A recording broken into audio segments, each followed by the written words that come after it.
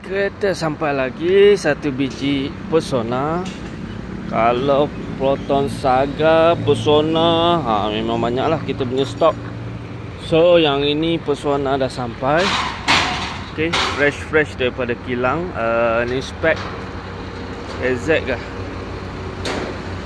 Okay, ni spek eksekutif. So dia akan turun daripada lori. So siapa yang dah order nak pakai kereta cepat, boleh WhatsApp WhatsApp dokumen. Okey gang. So ni kita berhenti tepi jalan sebelahan dengan showroom je.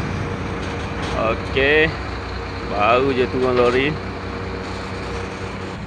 Kalau korang nak datang showroom, okey, kita dekat Jalan Selangor bersebelahan dengan Share dan juga Petronas ya.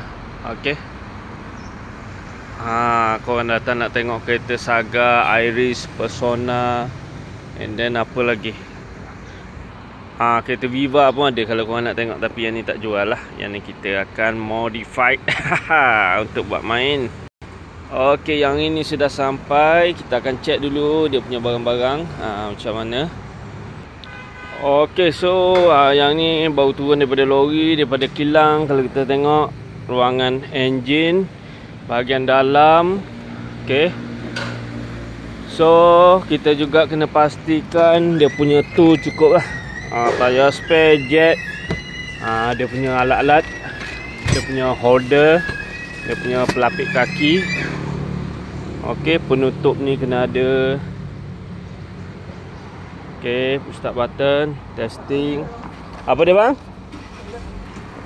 Ok, so lampu semua nyala. Barulah kita akan sign dia punya DO macam biasa.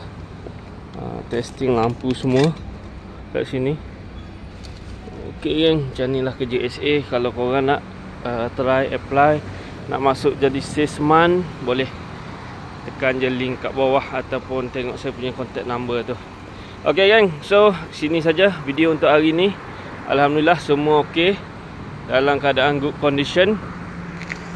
Ok, so yang nak cari kereta cepat-cepat WhatsApp, cepat-cepat klik link di bawah lancar.